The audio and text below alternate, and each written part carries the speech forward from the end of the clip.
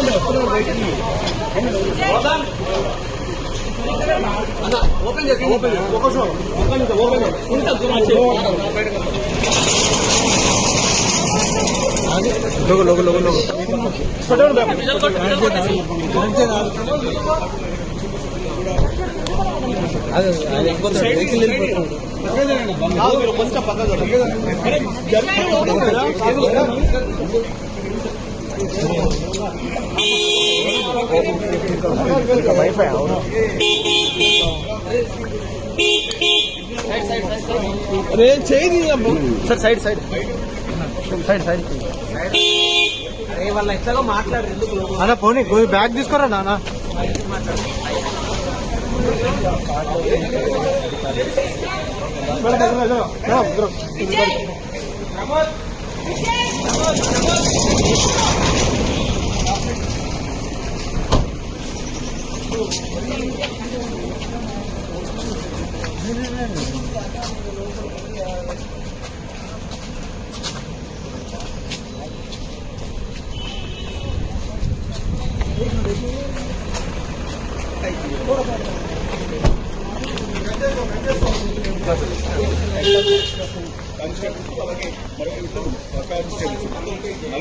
Security ఉన్నారు.